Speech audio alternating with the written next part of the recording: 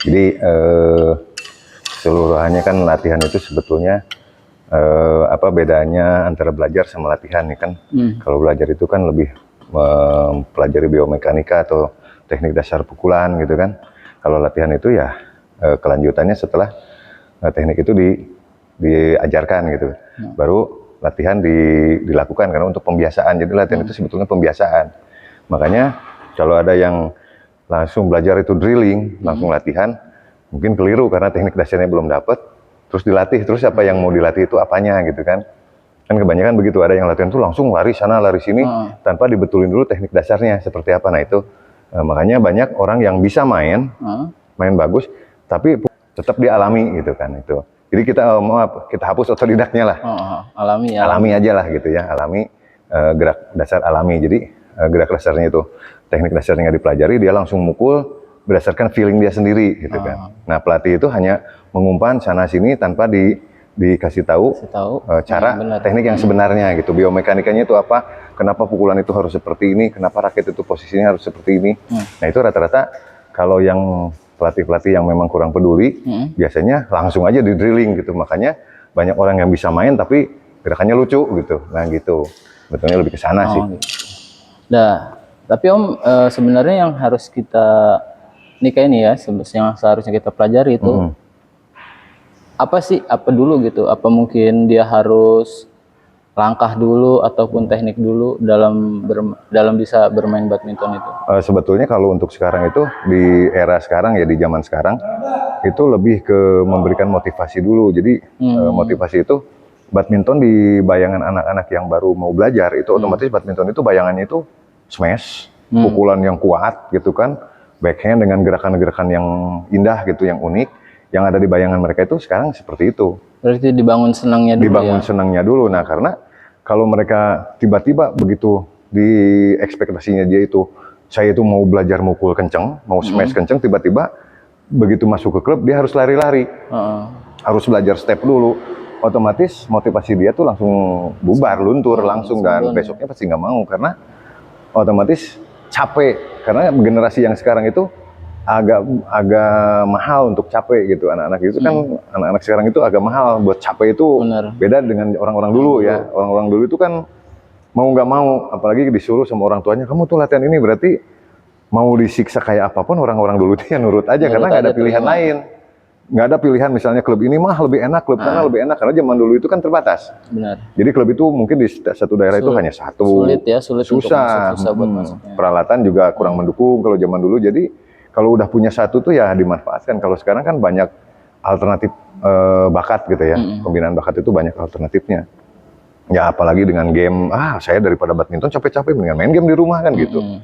Kalau nggak dibangun motivasinya dulu, makanya saya ngajar itu apa dulu yang disukai anak-anak. Oh smash, wah udah saya ajarin smash dulu. Oh jadi nggak urut gitu, jadi kita mengikuti ini itu dulu, tetap diurut, tetapi diurutnya itu dalam artian begini, misalnya kita latih overhead dulu supaya dia bangun motivasinya gitu kan, wah bisa smash.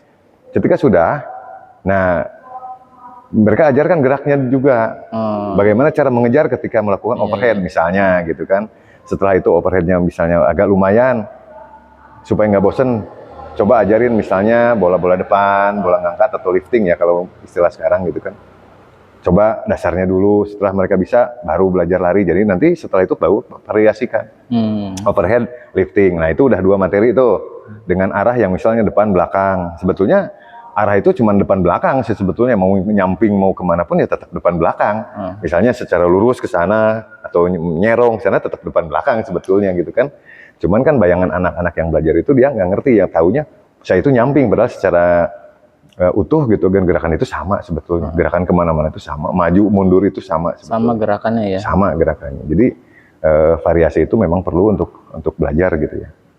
Itu sih sebenarnya. Makanya kalau mau ngajarin siapapun ya, baik yang dewasa maupun anak-anak, bangun dulu motivasinya. Motivasinya dulu yang dibangun ya, yang terpenting itu ya. Jangan dulu ke ego kita, teknik, wah bahwa anak ini harus giat tuh, harus gesit gitu kan. Kalau itu dulu ya malah ego, jadi beban ya. Beban, ego kita yang dimunculkan. Jadi bukan kita harus masuk dulu ke dunia mereka dulu kalau sekarang kan gitu. Kalau zaman dulu mah beda. Malah kita sebagai otoriter kalau zaman dulu memang makanya pelatih dulu itu kan galak-galakan. Karena ya udah kamu mau belajar di sini ya udah ikutin saya gitu kan, kali gitu. Makanya zaman dulu ada istilah di tempat latihan itu ya situ harus nurut sama saya gitu kan, ke pelatih. Kalau sekarang sih enggak. Jadi ya yang mau belajar ya pelatih itu harus benar-benar bijaksana, tapi juga harus otoriternya mungkin caranya berbeda gitu. Penekanan ke teknik sebetulnya otoriternya. Jadi bukan pemaksaan program. Benar. Lebih ke situ sih. Nah Om, untuk anak-anak nih Om ya, balik lagi ke anak-anak nih. Jadi ketika gimana sih kita numbuhin motivasi anak ini agar supaya dia tuh benar-benar semangat latihannya itu? Apa mungkin ada teknik yang biar anaknya seneng ataupun gimana itu? Nah itu motivasinya itu gimana caranya tuh? Dunia anak-anak itu kan dunia bermain ya. Jadi ketika kita latihan kita harus kreatif membentuk teknik itu menjadi sebuah permainan. Jadi teknik itu dia berjalan tanpa dia sadari gitu. Bikin game misalnya, tapi tetap dalam bentuk teknik. Gitu. Misalnya variasi latihan overhead misalnya kan, atau netting. Bikin apa sih yang supaya anak itu nggak jenuh latihan tuh nggak gitu aja. Bikin variasi. Jadi anak itu dia seperti main-main, tapi istilahnya gini, bermain sambil belajar gitu. Karena dunia anak-anak kan bermain. Jadi kita harus masuk ke ranah itu, ke ranah anak-anak itu. Jadi tetap harus bermain sih sebenarnya. Makanya jangan terlalu kaku ketika latihan tuh harus begini, harus disiplin. Dan yang paling nggak boleh sebenarnya itu hukuman sebenarnya. Yang kalah push up gitu, atau yang jelek push up itu nggak boleh sebenarnya. Karena dia akan semakin hati-hati, semakin anak itu belajar hati-hati, semakin anak itu memang nggak punya keleluasaan berpikir. Itu semakin jadi beban. Akhirnya latihan itu jadi beban. Takut salah, orang yang takut salah kan malah salah sebenarnya. Dia nggak punya kebebasan untuk berekspresi. Karena kan ekspresi itu harus. Misalnya Carlo kita ngajarin teknik netting begini, dia bisa teknik yang sama dasarnya, tapi dia bergerak yang lain kreatif gitu kan. Itu akan hilang kalau dia kena hukuman. Oh kalau salah kamu push up, kalau misalnya kamu kalah kamu push up, itu mentalnya malah turun. Nantinya pertama teknik akan bergerak berjalan dengan baik karena dia takut kalah. Kalau misalnya game gitu, kalah push up gitu. Daripada gua push up, gimana aja caranya yang penting menang. Tekniknya hilang. Itu juga salah satunya yang nggak boleh, memang hukuman itu nggak boleh. Iya. Jadi kita harus benar-benar masuk ke dalam dunia tuh, masuk ke dunia mereka supaya mereka lebih termotivasi dalam bermain badminton ya Om. Motivasinya ya bawa mereka itu ke dunia dongeng yang luar biasa gitu. Kamu itu kalau belajar begini lo nanti itu kamu bisa aja mau kamu kerja di sini, kamu gampang diterima di lingkungan kalau bisa begini, itu kan motivasi yang bagus. Daripada kamu kalau misalnya kamu nggak mau belajar begini, kamu ntar jadi apa? Ntar kamu juga itu yang salah sebenarnya. Anak itu malah jadi bingung. Jadi motivasi itu harus dikembangkan pakai daya imajinatif mereka gitu kan. Jadi ya dunia anak itu dunia bermain pertama, yang keduanya dunia hayal. Jadi bukan menghayal, tapi memang imajinatif mereka harus ditinggikan. Ditinggikan.